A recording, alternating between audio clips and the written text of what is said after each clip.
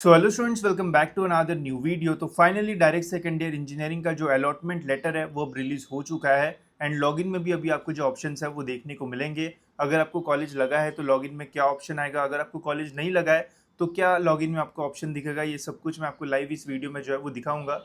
साथ ही में जो बेटरमेंट एंड फ्रीज के ऑप्शन है ये कब तक आपको जो है वो मिलेंगे, कब तक आप बेटरमेंट एंड फ्रीज कर पाओगे, किसे कॉलेज में जाने की ज़रूरत है किसे नहीं है, सब कुछ हम इस वीडियो में देखने वाले हैं। तो वीडियो एंड तक देखते रहो एंड चैनल पे नहीं हो तो सब्सक्राइब भी जो है वो ज़रूर से कर देना। तो आपको आना है सीईटी के ऑफिशियल वेबसाइट पे, एडमिशन पोर्टल पे क्लिक कर लेना है। देन आपको डीएससी के ऊपर जो है वो कर देना है क्लिक। इसके ऊपर क्लिक करने के बाद गाइज आपको जो है वो लॉगिन करना है।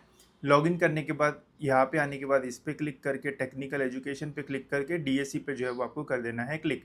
यहाँ पे आने के बाद गाइज आप देख सकते हो अभी लेफ्ट हैंड साइड पे अभी आपको डिफरेंट डिफरेंट जो ऑप्शन है वो देखने को मिल जाएंगे।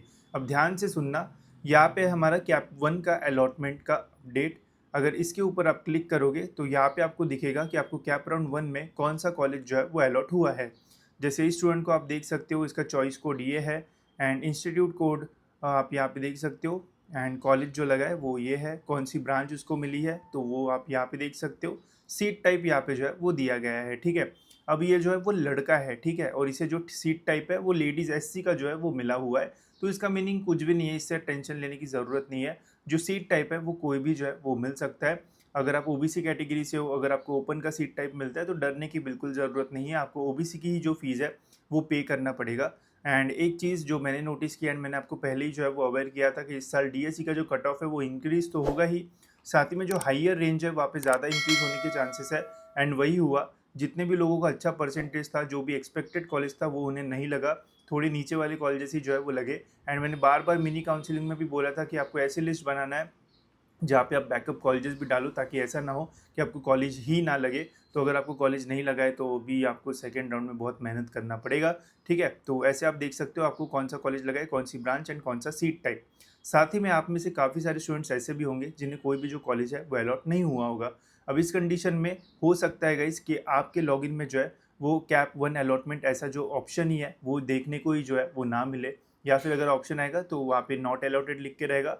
बट जितना मैं इस साल देख रहा हूँ कि ऑप्शन ही जो है वो नहीं आ रहा है। तो सपोज़ अगर आपके लॉगिन में कैप वन अलॉटमेंट का ऑप्शन नहीं आ रहा है तो समझ जाना कि आपको जो कॉलेज है वो अलॉट ही जो है वो नहीं हुआ है। एंड अगर आपके लॉगिन में अपडेट सीट एक्सेप्टेंस स्टेटस ऐसा जो ऑप्शन है वो नहीं आ रहा है तो समझ जाना आपको कैप राउंड वन में कोई भी जो कॉलेज है वो नहीं लगा है, ठीक है। जिनके इसमें ऑप्शन आ रहा है तो आप क्लिक करते ही यहाँ पे आपका जो ओपन है वो हो जाएगा एंड दिख जाएगा कि आपको कौन सा कॉलेज लगा है। जिनको नहीं लगा है उनके लॉगिन में कोई भी ऐसे जो ऑप्शन है वो नहीं आएंगे, ठीक है। साथ ही में यहाँ पे अपडेट सीट एक्सेप्टेंस का भी ऑप्शन आ रहा है, बट अभी यहाँ पे जो है वो लिख के आ रहा है प्रोसेस विल स्टार्ट सून। अभी मैं ऑलमोस्ट सुबह के 9 बजे के आसपास जो वीडियो है वो बना रहा हूँ, जैसे ये प्रोसेस स्टार्ट हो जाएगी तो मैं डिटेल में सीट एक्सेप्टेंस का वीडियो भी आपके लिए जो है वो बना दूंगा, जिससे आपको पता रहेगा कि कैसे आपको बेटरमेंट एंड फ्रीज जो है वो करना है। तो बेटरमेंट एंड फ्रीज के जो ऑप्शंस है ये अपडेट सीट एक्सेप्टेंस स्टेटस के अंदर हमें जो है वो मिलता है। तो इसके ऊपर जब आप क्लिक करोगे, जब ये एक्चुअल में प्रोसेस स्टार्ट हो जाएगी तो यहाँ पे 3 या फिर 4 स्टेप्स हमें जो है वो कंप्लीट करना पड़ता है, जिसमें हमें पहले सेल्फ वेरिफिकेशन करना होता है, फिर उसके बाद बेटरमेंट एंड फीस का जो ऑप्शन है वो चूज़ करना पड़ता है, देन 1000 रुपीज़ का जो पेमेंट है वो करना पड़ता है एंड फिर कंफर्म करना पड़ता है। तो आपके पास 2 ऑप्शन रहेंगे एंड अगर आपको फर्स्ट प्रेफरेंस का कॉलेज लगा तो ऑटो फ्रीज रहेगा, तो फिर आपको बेटरमेंट एंड फीस का जो ऑप्शन है वो नहीं मिलेगा। तो ये सारी प्रोसेस जो है वो अभी बोला गया है कि स्टार्टिंग जो है वो सून हो जाएगी, मतलब जल्दी स्टार्ट हो जाएगा, अभी तक स्टार्ट नहीं हुआ है। जैसे ही स्टार्ट होगा तो मैं वीडियो बना के आपको डिटेल में जो है वो गाइड कर दूंगा, तो आपको कोई भी प्रॉब्लम जो है वो नहीं आएगा, ठीक है। तो इसका ध्यान रखना। साथ ही में एक चीज़ याद रखना, जिनको कॉलेज नहीं लगा है हो सकता है कि आपको कैप वन अलॉटमेंट का ऐसा ऑप्शन ही जो है वो दिखे ना, तो समझ जाना कि आपको कॉलेज जो है वो नहीं लगा है, ठीक है। इसके अलावा बेटरमेंट एंड फ्रीज आप कब तक कर सकते हो वो भी मैं आपको बता देता हूँ, ताकि बाद में आपको ऐसा ना हो कि मुझे तो पता ही नहीं था डेट्स क्या थी, ठीक है। तो यहाँ पे अगर हम इंपॉर्टेंट डेट्स देखें तो आप देख सकते हो कैप राउंड वन का जो रिजल्ट है वो 5 तारीख को लगा। 6 तारीख से लेके तो 8 तारीख के बीच में आप बेटरमेंट एंड फीस जो है वो कर सकते हो। अगर आप कॉलेज में एडमिशन ले रहे हो तो आपको फ्रीज़ करना पड़ेगा, या फिर अगर आपको ऑटो फ्रीज़ हुआ तो आप कॉलेज में जाके एडमिशन ले सकते हो। वही अगर आप बेटरमेंट कर रहे हो तो आपको कॉलेज में जाने की ज़रूरत नहीं है, आप घर बैठे ही सारी जो चीज़ है वो कर सकते हो, ठीक है। अब बेटरमेंट एंड फ्रीज कैसे करते हैं, कैसे आप second round, third round, fourth round तक भी जो है वो जा सकते हो, कैसी आपकी स्ट्रैटेजी रहना चाहिए, ये सारी जो चीज़ें है वो अभी मिनी काउंसलिंग में जो नेक्स्ट सेशन होने वाला है उसमें और भी डिटेल में आपको जो है वो बताया जाएगा।